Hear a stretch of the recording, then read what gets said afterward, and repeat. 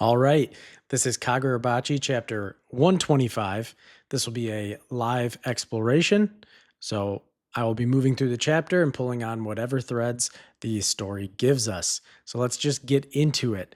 And as an opening panel, pretty crazy to see a decapitated head from one of the Mikaboshi warriors. That was from Hiroshima. That was the one that Mashiro defeated in their fight. And then I am seeing that doctor or historian guy that we saw previously. I'm sorry, I do not remember this man's name if we did ever get it, but he is talking to somebody on the phone here. The Mikaboshi have tremendous life force. Yeah. However, I don't see how that alone could let them adapt to the immense power of the Datenseki. Fair point.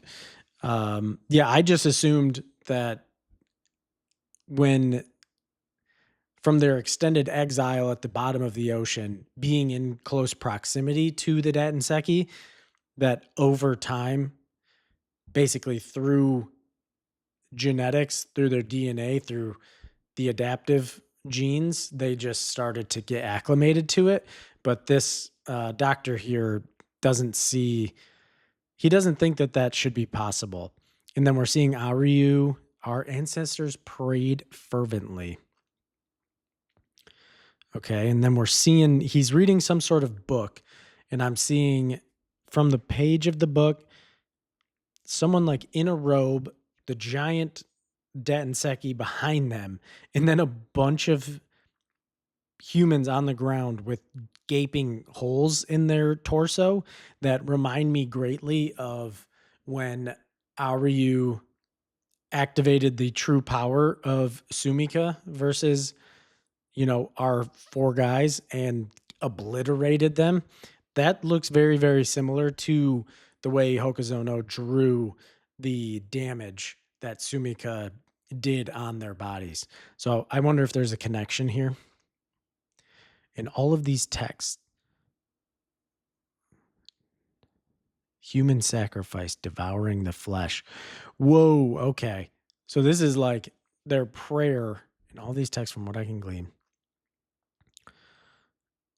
Okay, whoa, all right.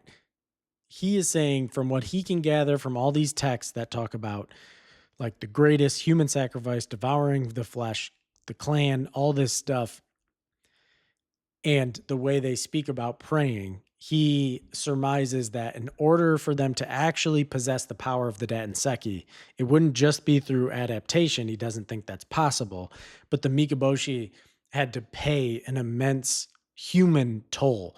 And we're seeing an image of basically someone in front of the stone praying in front of it with then just human bodies, corpses along the ground.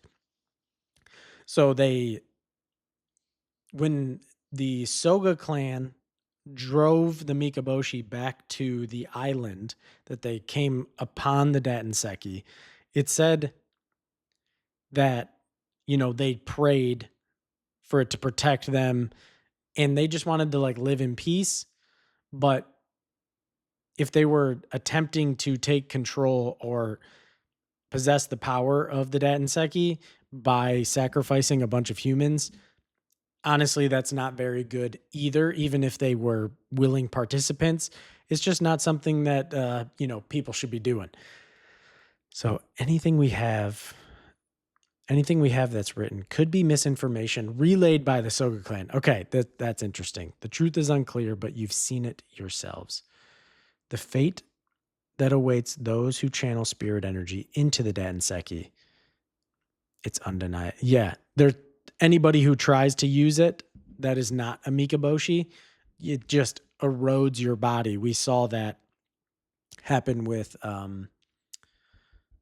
Sojo all the way back in the beginning when he grabs it and attempts to pour channel spirit energy into it, it just completely eviscerates his body. And Aryu, it is our god. It's undeniable. Originally, the Datenseki was something humans were never meant to touch, forbidden fruit.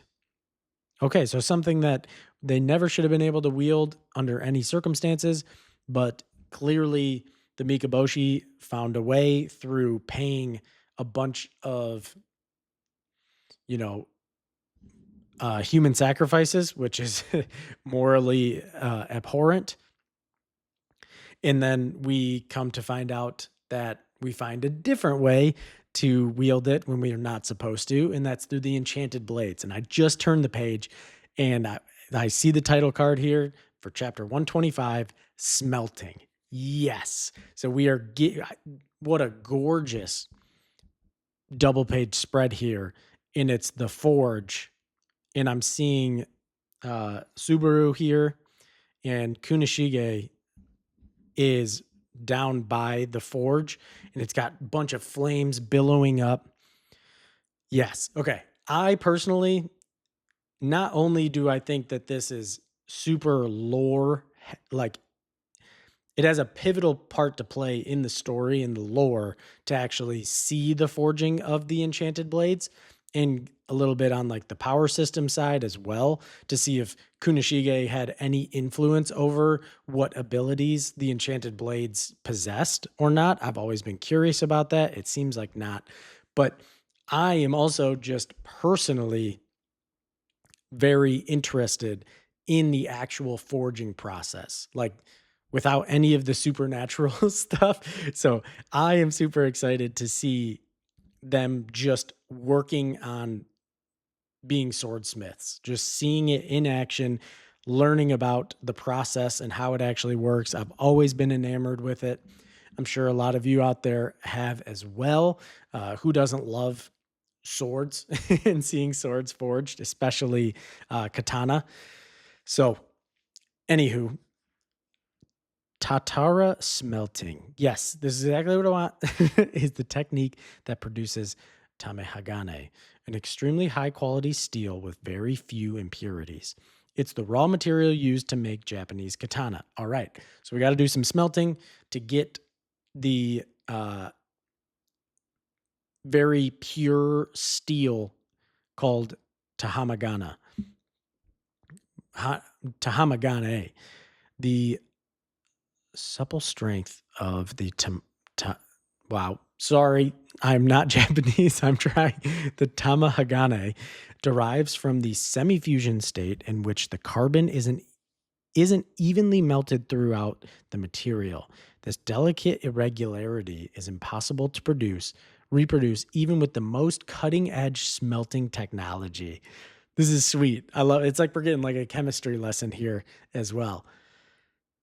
For 3 days and nights, the artisans manually feed iron sand and charcoal into a clay furnace while aerating it with a bellows. Only this ancient method can produce tahamagane. Okay, got to pause here just for a second. First of all, super cool. I love getting the information. Second, 3 days and 3 nights is crazy. That's insane. So Rokuhira and Subaru are absolute beasts. And I can now see also why someone like Subaru, who produces the highest quality katana in Japan, and I know Japanese culture is steeped in like tradition and honor, and just having a process that is this strenuous and this focused intensive, it you just have to respect anybody that is capable of putting themselves through this. And I also love the fact that that very specific, unbelievably um, pure version of the steel from the Tamahagane, you can't even, they haven't even been able to reproduce it, even with all of the advancements in technology. So that is just a super cool little section here. March 27th, noon, 7 hours after beginning the bellowing process. Okay, so they're 7 hours in, still got a very, very, very big chunk left to do. And then I am seeing that looks like the guy. So we're seeing the outside of the forge. or whatever they technically call this, the building. And it looks like the guy near the beginning of the flashback, I think he was with Hasami. I think his name is like Joji or something like that.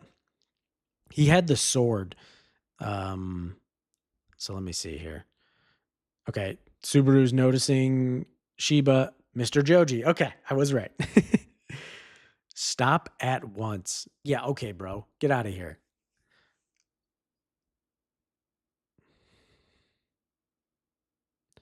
Okay, so he's like, even if Hasami is willing to overlook it, like, I won't stand for this. That's a very good question. How did he find this place? Because it seems to be a very, you know, secluded. I mean, I'm assuming they chose the location specifically because it was harder to find. Urita sensei, I suspected you were involved. I asked around, and the trail of information led me here. Okay. Okay. That's true because before this point that they're going like rogue, Urita didn't he wasn't operating like some secret spy, some secret person against the government and didn't want them to know anything about his whereabouts. So it makes sense.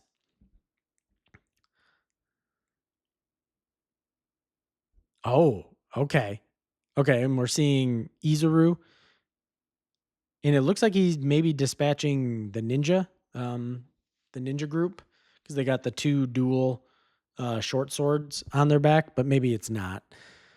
But basically, Joji here is like, hey, I'm in a leadership position in the lab, so I got a head start, but headquarters is going to be sending people any minute now, which is crazy though, because they still have an exceptionally long time just to produce the Tamahagane. That's not even the entire forging process. So they won't be as patient as me. Stop while you still can. Where's the Datanseki? We pulverized it. Huh? Yes. Tatara is the first step in forging. Traditionally, we use coal and iron sand. However, to use iron ore, you have to start by crushing it into fine particles, like sand. Why? Whoa, whoa. Yeah, good. I didn't even notice this. There's two Subarus or Uritas talking to him. How is there two people? Is this his sorcery? What the heck? There's three now. What in the world? So they pulverized it down into fine particles. Why are there so many of you, Uruta Sensei? Yes, exactly. At Sushi Subaru, there's a legend that the master chef makes sushi, takes orders, washes dishes, and does deliveries all at the same time. The answer is simple. My sorcery is multiplication. Yes, that's dope. So he's a one man. He's not only a one man swordsmith, he is also a one man sushi restaurant all by himself. That's sweet. He really does take like his craft of whatever he's doing to the fullest extent. It's not just one narrow segment of it. He's doing all of it, and it's facilitated through his sorcery of multiplication. Now, the multiplication, these clones essentially, they seem to have mass. They seem to be um, tangible. So I'm curious on like the limitations here of the ability. How many can he produce? If you kill one of them, does any of the damage revert back to the original? Like, how does it work? We may never get those answers, but that's just where my brain goes. The And I'm seeing also now, I'm just want to point it out that Kunishige is like in the background. He's still at I'm assuming he's at the part of the forge where I believe he's bellowing. So that means he's been there for like, I'm assuming 7 hours. And he doesn't even react to this conversation, Mr. Joji showing up. He is fully locked into the crafting process. So I love to see it. Big respects for Kunishige. He is obsessed. The Tatara process requires many hands. I'm uniquely suited to the job, correct? This is a crazy. Okay, so he's like, this is a crazy stunt to save Princess Chiaki. But you know very well that Princess Chiaki's prophecy also touched on the Enchanted Blade plan. Okay, yes. So she saw a prophecy regarding the plan. She warned that smelting the Datenseki was dangerous. She saw a colossal incident, basically like them setting off a nuke, and we're seeing a image of that building, the forge building, blowing up, and I'm seeing damage to what looks like a surrounding city, I'm assuming near it. Mm, I mean, that's a good point, because he's like, well, what if the explosion reaches the city? Like, at this rate, you guys are literally heading directly down the path that the prophecy warned against. And that's exactly what Chiaki didn't want. And Shiba here actually looks like he's kind of like, yeah, we considered it.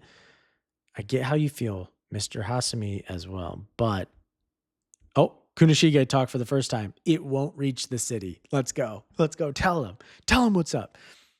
The point of the prophecies is that the people involved can make choices to preempt them, right? That's why you need to stop. We'll just adapt our approach. Yes. Okay, so that gave them a hint on what to avoid, what they were originally planning to do. So now they are adapting their approach. We aren't smelting the Datenseki by itself. We're mixing it with approximately 10 times as much pebbled magnetite in the furnace. Pebbled what? Like steel lumps. Thank you. Thank you for Joji asking. Pebbled what? Magnetites. What are those? Steel lumps. Okay, let's continue here. I'm loving this. Give it all. Give all the exposition you can on this forging process. Pebbled magnetite is an iron ore that has a good yield, and it's way easier to smelt than iron sand. We're infusing the Datenseki into a large quantity of pebbled magnetite, with the Datenseki reduced to fine grains that aren't densely clustered together. The effect of each individual particle is weakened. Okay. So they've distributed it so it's not as condensed, so that if there is an explosion, the force will dissipate. The shock waves won't exceed a radius of 200 to 300 meters. Only we would die. Okay, nice. So they've come up with a counter to the worst case scenario due to Chiaki's prophecy, which is really good.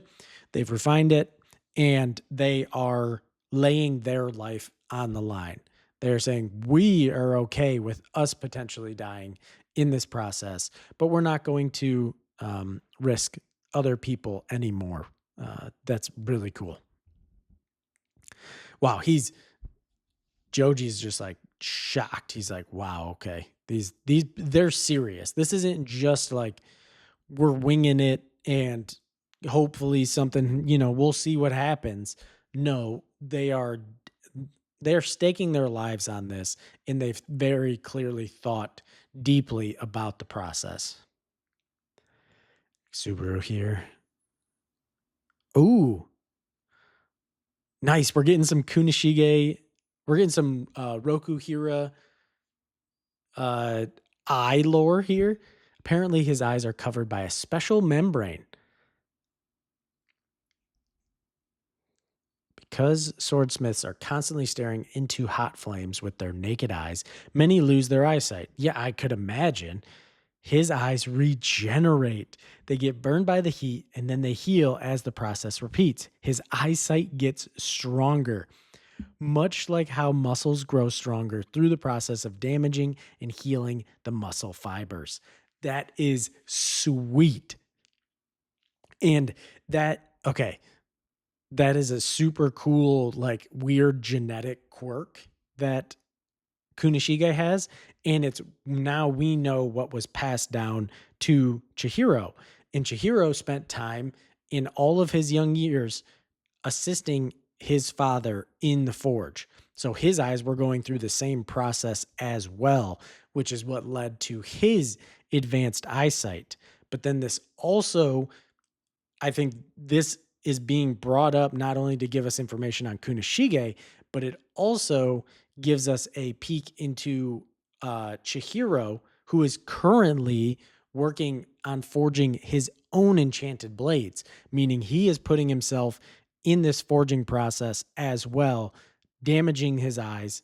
Then they're going to heal. And as the process repeats, his eyesight is going to get even stronger, and that directly correlates to his ability as a sorcerer and as a swordsman. So his combat abilities, we know, grow exponentially when he has seen stuff. So if his eyesight gets stronger, so is his ability to perceive different things that are going to up his overall level. So this is awesome. It's a perfect tie-in. I love that this is kind of just like a little weird genetic character trait, but it lends itself to higher level forging abilities and combat abilities for Chihiro. So this is awesome. So his eyes get better the more he looks at the fire. Yeah. He was born to forge katana. Nice. And yeah, Chihiro, he said he wanted to be a swordsmith as well. So he seems to have it too. Yeah, it's still dangerous, Joji, but get like, bro, just get out of here. Because I'm pretty sure I get it. He's trying to come here to prevent the potential conflict from the members of HQ that are coming. So I still don't know how exactly we're going to deal with those guys because, I mean, unless Shiba is going to just solo them all, which in this situation he might, depending on who and how many they send. Okay, Kunishige here. When you heat the Datenseki, its particles get more and more active as the temperature rises. At around 1,000 degrees, it reaches its limit and explodes. But if we vary the rate by which we raise the temperature, we can throw off the particle's rhythm. Okay, and it's showing back when he had like heated it with his little lighter. By raising the temperature slowly while suppressing the activity of the particles, it should be possible to reach the iron ore's fusion temperature without triggering an explosion. With Tatara smelting, it's possible. So that's why they're going for that type of smelting as well, because they have to very precisely vary the degree in which they raise the temperatures to make sure that the Datenseki does not explode. That's so cool. Wait. Are you seriously convinced by this half-baked reasoning? Not really, Subaru. Not really. I'm convinced by his talent. Let's go. Game or recognized game. It's not merely his God-given gifts. He actually sees the particles themselves.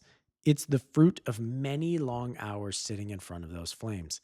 Let's see what you can do. Let's go. Yes, this guy is, I love Subaru. He's all for it. He wants to see what comes out of this process. He's a craftsman as well. He is a swordsmith as well. He cares about this. Seeing the fire.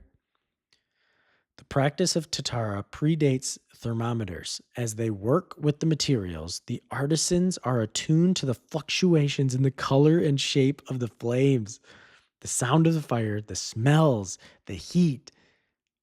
They adapt the force of the bellows and the quantity and the timing of the coal and the iron sand supply. This is so cool. I love this. Through precise observation, the temperature in the furnace is already over 1,200 degrees. So they've already passed the point at which it was supposed to explode. So he's proving that they are actually capable of doing what they just spoke about. And Joji here is like, it's over and it hasn't exploded. That's right. You're dealing with Kunishige Rokuhira. Oh my gosh. It could explode at any moment. Everything's riding on Roku Hira's talent. If you're concerned for your life, you should go. He's not moving. He's not moving. I think he's literally enthralled and enamored by this man in front of him who is so dedicated to this craft and basically doing something that should be impossible. That would be hard to walk away from. You're literally witnessing history right in front of your face. And yeah, I guess you may explode and die, but you can also be there for a history making event, which for a lot of people, that's good enough.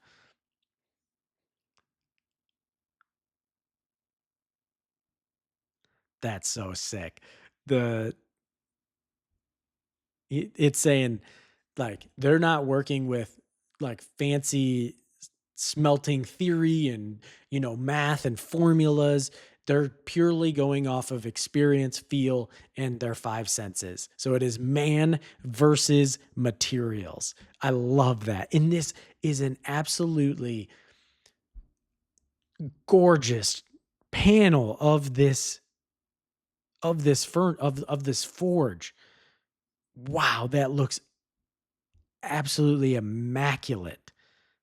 And it seems like there is a liquid now coming out of the forge here. So I think that should be the Tamahagane.